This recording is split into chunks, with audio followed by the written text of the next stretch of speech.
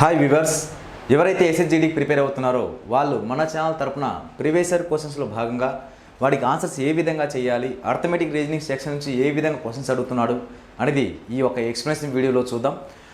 First question arithmetic సంబంధించిన questions అడుగురాడు వాడు. ఏమడిగాడంటే the simple interest received on some for 5 years in 2/5 of the some. What is the annual rate of interest? ఒక నిర్దిష్ట కొంత సొమ్ము ఉందంట. ఈ కొంత సొమ్ము 5 సంవత్సరాల్లో ఎంత బారు వడ్డీ వచ్చిందంటే ఎంతైతే అసలు ఉంటుందో ఆ అసలులో 2/5 వంతు వడ్డీ వచ్చిందంట. అయితే అయినా వడ్డీ రేటును కనుగొనుము అన్నాడు వాడు.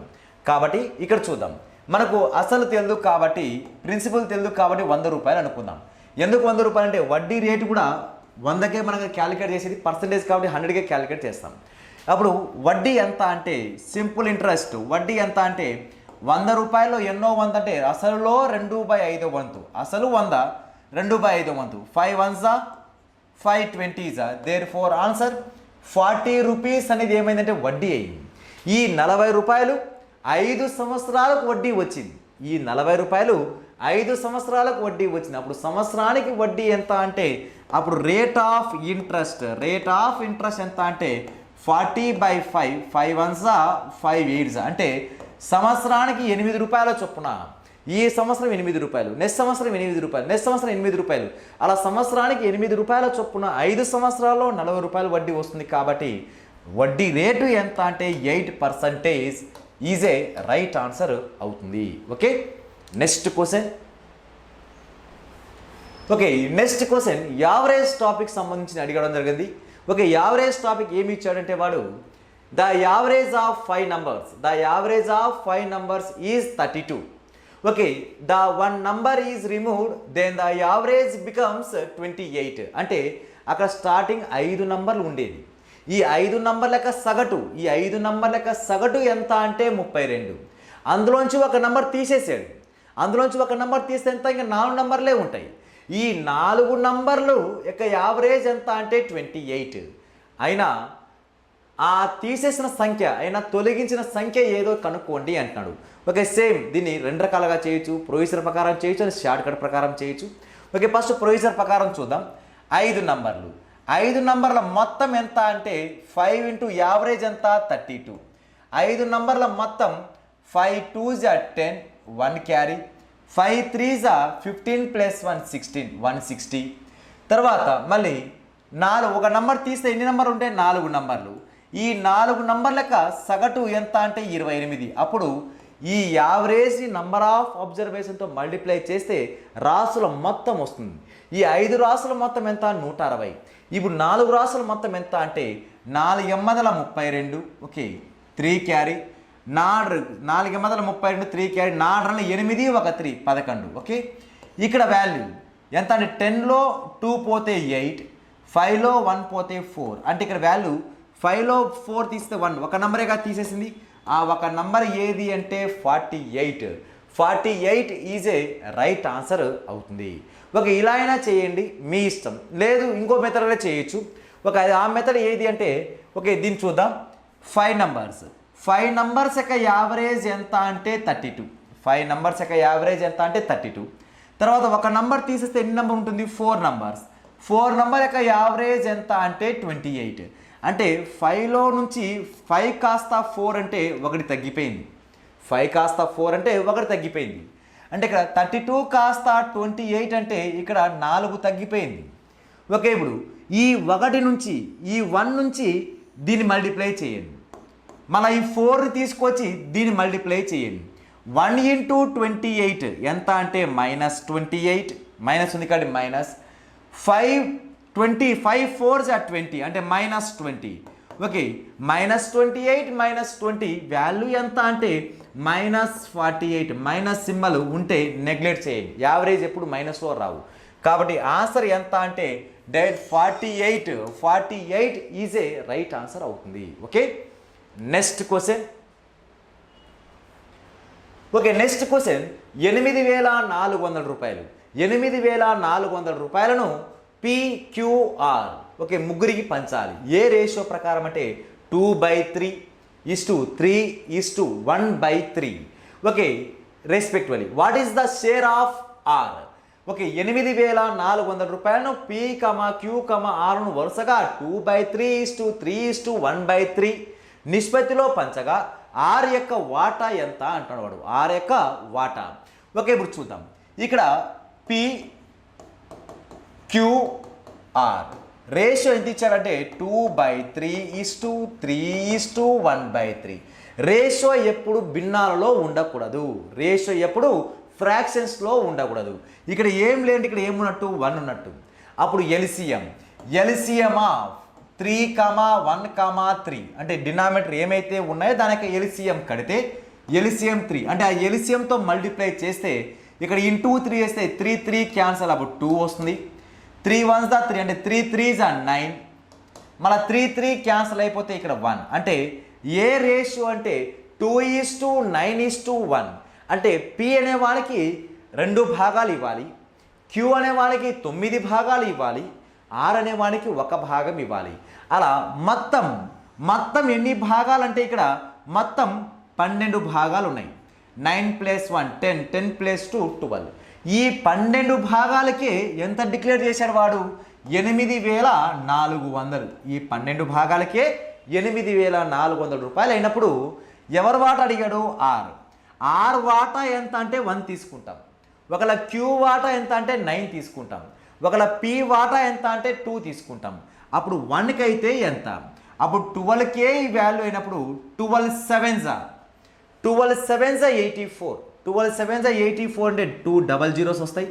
మళ్ళీ ఇక్కడ ఇంటూ 700 700 1s 700 అంటే ఆర్ యొక్క వాటా ఎంత అంటే 700 రూపాయలు. ఆర్ యొక్క వాటా ఎంత అంటే 700 రూపాయలు ఆర్కి ఇవ్వాలి అని అర్థం. ఓకే, అదే ఒకవేళ Q యొక్క వాటా ఎంత? 9 × 7 9 7 63 అంటే 6,300 Q అనే వానికి ఇవ్వాలి.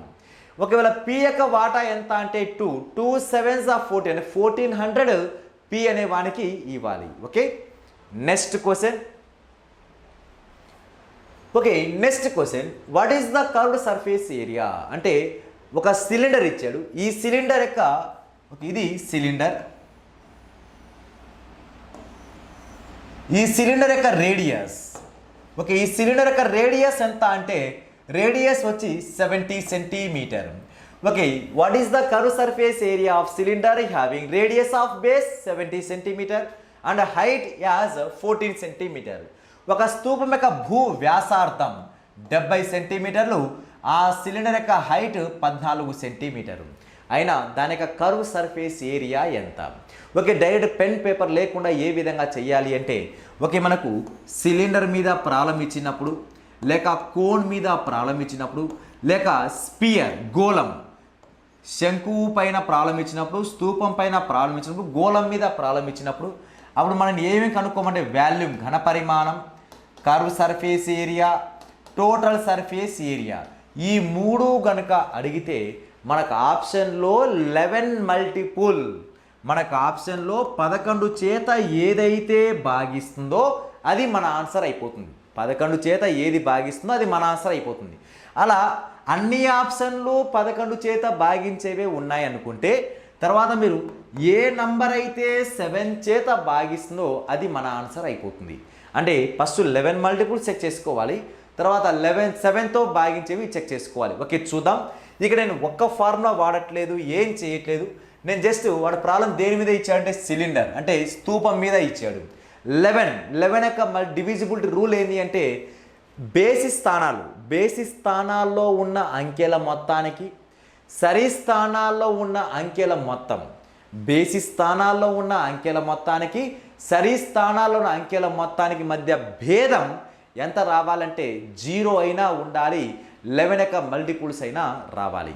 అంటే ఎలా అంటే 5 9 3 0 ఫస్ట్ ఆప్షన్. ఇక్కడ నుంచి 0 9 అంటే ఆల్టర్నేటివ్ నెంబర్ తీసుకోవాలి. 0 + 9 వాల్యూ 9, 5 + 3 వాల్యూ 8. వీటి మధ్య డిఫరెన్స్ ఎంత? 1. ఆ డిఫరెన్స్ ఏమి ఉండాలంటే 0 అయినా రావాలి, 11 మల్టిపుల్ అయినా ఉండాలి. ఇక 0 వచ్చిందా అంటే రాలే, అంటే ఫస్ట్ ఆప్షన్ రాదు. నెక్స్ట్ సెకండ్ ఆప్షన్ ఏముంది? 6 4 2 0, 0 + 4 4, 6 + 2 8 అంటే ఈ రెండు డిఫరెన్స్ చేస్తే -4 వచ్చింది. అంటే ఇది కూడా మన ఆన్సర్ కాదు. ఓకే, నెక్స్ట్ థర్డ్ ఆప్షన్ చూద్దాం. 6350. ఓకే, ఈ రెండు 0 + 3 3, 6 + 5 11, సబ్ట్రాక్షన్ చేస్తే -8, ఇది కూడా ఎగిరిపోయింది. ఓకే, లాస్ట్ ఆప్షన్ ఇంకా మన రైట్ ఆన్సర్ అవుతుంది చూద్దాం. 6160, 0 + 1 1, 6 + 6 12. ఓకే, ఈ రెండు డిఫరెన్స్ చేస్తే 11, అంటే తీసేస్తే ఎంత అంటే 11 వచ్చింది. అంటే 11 ఈజ్ ఏ 11 మల్టిపుల్ అవుతుందిగా, కాబట్టి therefore last option is a right answer అవుతుంది. లేదు మాకు ఫార్ములా సాధారణంగా కావాలి అనుకుంటే ఓకే, ఏ విధంగా చేయాలి అంటే ఇక్కడ వాడు అడిగింది సిలిండర్ యొక్క కర్వ్ సర్ఫేస్ ఏరియా, వక్రతల వైశాల్యం. వక్రతల వైశాల్యం formula 2πRh. Okay, therefore 2 × 22/7 R value. Radius ఎంత అంటే 70, హైట్ వాల్యూ ఎంత అంటే 40. 7 1s 7 2s. Okay, 22 2s 44, 44 2s 88, 88 × 70, 88 × 70. Okay, 0 0 అలాగే రాయాలి. 7 8s 56, 5 carry. 7 8s 56 + 5 61.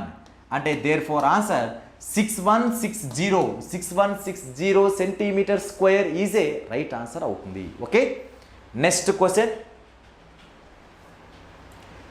Okay, next question profit and loss నుంచి ఇవ్వడం జరిగింది. ఏ విధంగా ఇచ్చాడంటే if B cost price of 6 pence is the same as selling price of 5 pence, find the profit or loss percentage.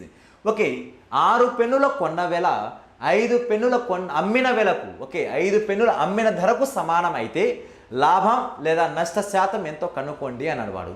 వాడు ఏం మాట్లాడో దాని తగ్గట్టుగా మాట్లాడదాం. 6 pence కొన్న వేళ అంటే కాస్ట్ ప్రైస్, దేనికి సమానం? 5 పెన్నుల అమ్మిన వేలకు సమానం. అంటే 6 cost price equal to 5 selling price. Okay, ఇప్పుడు మనకు కావాల్సింది cost price is to selling price. అంటే మన కాస్ట్ ప్రైస్ కావాలంటే కాస్ట్ ప్రైస్ క్లోజ్ చేస్తే వాల్యూ ఎంత 5, సెల్లింగ్ ప్రైస్ కావాలంటే సెల్లింగ్ ప్రైస్ క్లోజ్ చేస్తే వాల్యూ ఎంత 6. ఇది రేషియో ప్రపోర్షన్ టాపిక్ ఇన్వాల్వ్ చేసిన టాపిక్.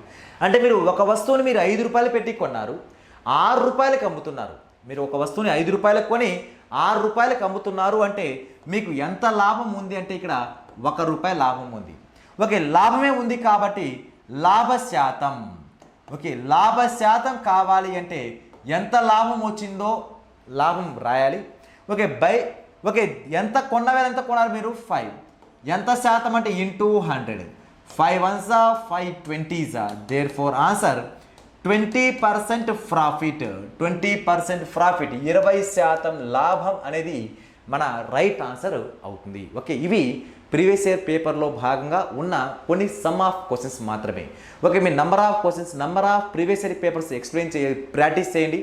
ఒక అవే క్వశ్చన్ రాకపోయినా కూడా సేమ్ టు సేమ్ మోడల్ అయితే రావడానికి అయితే అవకాశం ఉంది. Okay, number of questions practice చేయండి. All the best, thank you.